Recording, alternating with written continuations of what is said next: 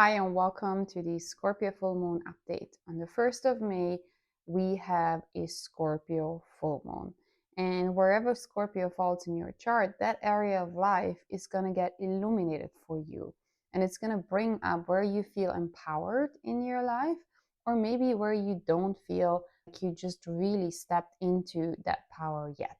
Very often with Scorpio Full Moon, there is emotionality that comes with it. And of course, that can feel either good or it can feel like you need to work something out.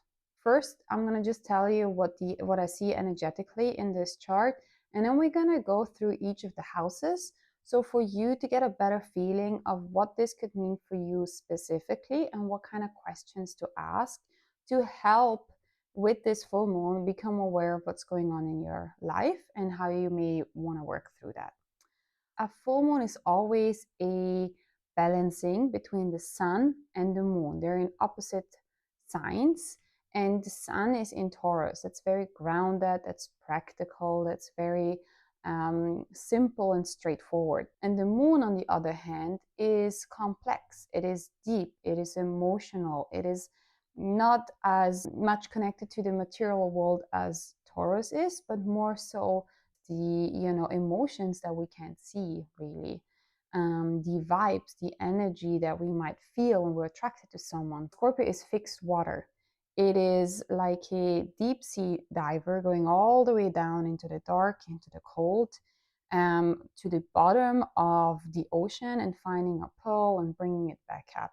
It is very much connected to looking inside ourselves, becoming aware of our own psychology. And when we meet ourselves on that deep level, we come back with a whole lot more strength and just a deeper sense of who we really are.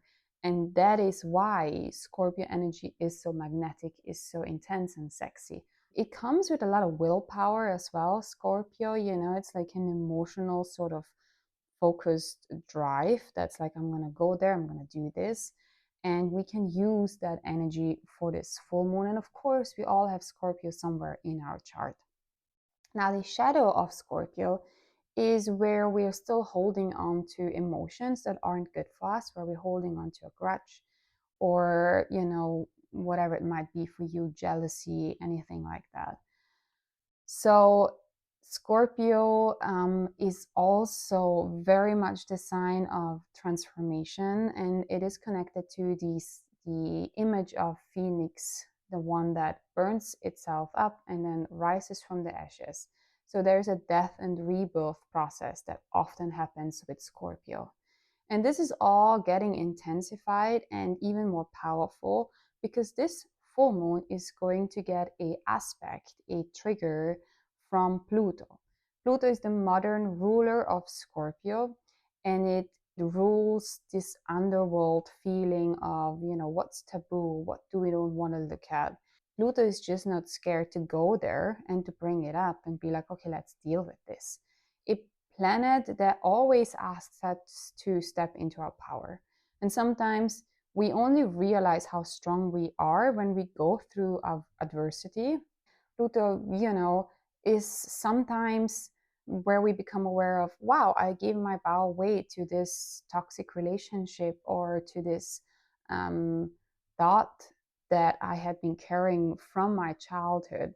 And so it is about reclaiming these stories. And in that sense, the death and rebirth process again. So this full moon may bring up these kind of themes for you, and you might feel intensely about something and use that as an opportunity to say, okay, wow, I didn't know that's still in my field, in my life.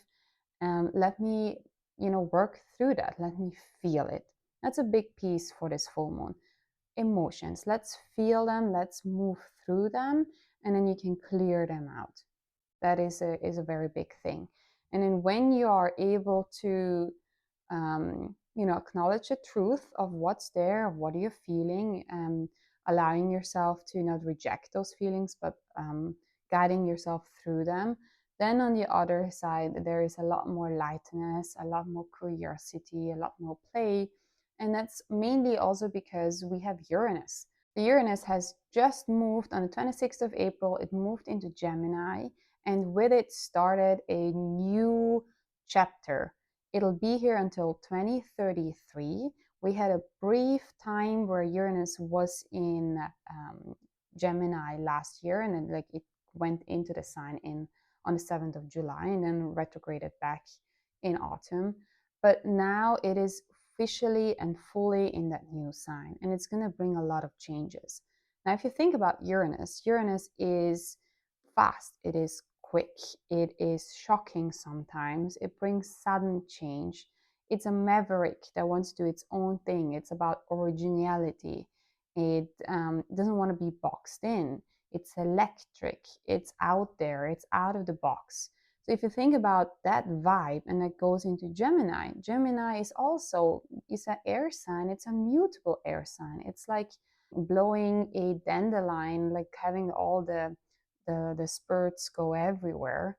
And where Taurus was very like much more rigid in a way, now Gemini is quick, it's fast, it is running with the energy of Uranus. It was a shock to find out Uranus even existed. There was planets beyond Saturn. That was a shocking revelation. And in a similar way, it even collectively now Uranus brings in these like, wow, sudden new insights. And Gemini also is very much connected to our thought process, the way we think, the way we pick up information. And that curiosity and lightness that comes with when you think about air and mutable air, like going everywhere.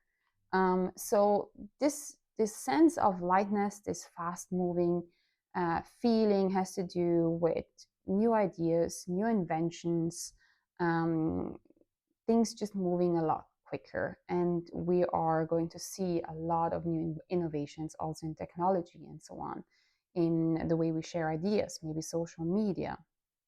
So this as a background, Uranus has moved into Gemini. We have all these energies in Aries. Aries is the first sign of the zodiac. It is also all about starting something new. Now, fire is slightly different than air in that it's not so much just about ideas. This is about like passion, bringing something forward, the fire that we need to get something started. And getting started with something new is very much what we're asked to do. And I'm not saying it's necessarily easy. Those outer planets of Saturn and Neptune in there, they tell us it is time to do that. It's not necessarily always easy. We will need ambition, which is Saturn. We will need structure, Saturn. We will need some discipline and some sort of long-term plan, all Saturn themes. And then we need to trust our visions, our intuition, embody our spirituality, our like ideas and creativity with Neptune, and bringing those together. We've talked about that a lot, but this is what is happening in the big picture here. And then this full moon is helping us to become aware of, all right, well, we're heading into new times, but where are you still anchored to the past? Where are you still holding on to what isn't serving you? Or maybe, wow, look at me, I'm feeling so reborn, I'm feeling so much in my power, and I'm just gonna run with that energy. That could be an expression for you too. So I think this is going to be a fascinating time. Become aware of how you feel. Good idea to journal, with that Gemini energy. We also have Venus in there. And Mercury is conjunct Chiron. So again, the sense of like, where have you or still feel like a victim? Where do you feel wounded, deeply wounded? With Mercury, the planet of thinking, right at that Chiron, like it's called the wounded healer, you may just become more aware of what it is that needs healing. And so journaling, I feel like, would be a very good way to use this full moon. And the other thing is probably exercise to get that supercharged energy somewhere channeled into like a good way, like lifting heavy weights. Well, the last thing that I want to point out is that we have a so-called yacht which some call the finger of God aspect. It's those green lines that you see pointing towards the full moon. And they're connecting Saturn and they're connecting Venus in a sextile. So that is a flow of energy that feels exciting, that brings an opportunity, both pointing to the full moon. So a way to read this is like we're building new structures, new Aries, Saturn structures with community by building relationship to others in our daily lives, Venus in Gemini. And we have to do that in an empowered and focused way. See, there, the full moon is like where we're going to, we're doing it with like understanding that we have a whole lot more power than we may be aware of. And even Pluto in Aquarius, Pluto is, bringing a sense of empowerment to our communities, understanding where we may have given that away, and now in a way helping us to reclaim that freedom, that sort of sovereignty that we want to have to build the life for ourselves within the communities that feel right for us. That's one way of reading this energy. But either way, it'll be important to look into your emotionality around this time. So let's now get into the houses. So what does this full moon mean for you personally? Now, to find that out, you need to find 11 degrees of Scorpio in your chart. And then you need to see which house that falls in. If you have any problems with that, let me know. I'll tell you where this falls in your chart. And the other thing to really remember is if you have a planet there around, let's see, 3 degrees, 2 degrees either side of 11 of Scorpio, you will really need to bring that into consideration and also think about what other houses these planets rule. Now, if that's too complex, just send me your chart. I'm so happy to look at them and then tell you where this falls. So if the full moon falls into your first house, this is where you're embodied. This is where you're, bringing that Scorpio to the forefront of your self-image, of how people see you. And with that, maybe you've already had to go through some sort of self transformation here. So it may ask you, this full moon, to let go of any fears around being seen and around, being perceived, for example, with your more vulnerable side. This full moon might shine a light on how comfortable you are with truly showing that side of yourself and being that. And it may ask you to give yourself a little bit more self-love if you feel like you're hiding a part of yourself, and allowing yourself to really step into who you truly are. That is very much a theme. And then with this death and rebirth process, maybe you've already had to shed some layers, like a snake shedding her skin, and maybe there's some more transformation that's being asked from you. If this full moon falls into your second house, then maybe you've gone quite a few transformation in, the way that you generate your income. And then also, how is that connected to your self-worth? That's a very good question to ask yourself. Well, how much is my self-worth connected to my income?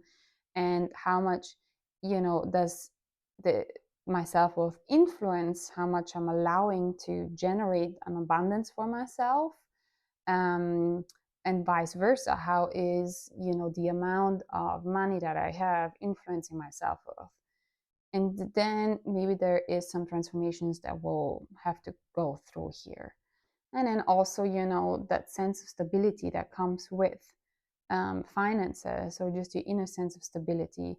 Where do you need to maybe work on that? When the full moon falls into your third house, then this is very much about your mindset, your voice, your communication. And you might ask yourself, well, what transformation have I gone through in claiming your voice, my voice, in speaking my truth, even if maybe it's an uncomfortable truth that others don't really want to hear. Like, what's my relationship to that? How can I say things in a kind way, but still in an honest way? Um, yeah, and what sort of thought patterns and beliefs have you brought forward into adulthood from childhood, and which of them need to die? And which new ones do you want to bring forward instead? And then the fourth house has to do with your home, your roots, your psychological sort of like imprint from childhood as well. And so what inner healings have you done in regards to these themes? It could be, this full moon could be something as simple as shining a light on the renovations that you're doing on your home, of course, in the outer world too. But in the inner world, it's like, well, how safe do you feel within yourself? Um, and, have you been able to create a safe haven for yourself, a home for yourself that feels drama free, that feels stable at some level? And then the fifth house has to do with your joy, with your creativity, with the love that you give to the world and to others. And so this full moon really shines a light on, for example, your creative output. And it's asking you, well, have you claimed your space in, being able to be seen and be in the spotlight more and share your creative gifts that you may want to bring forth into the world?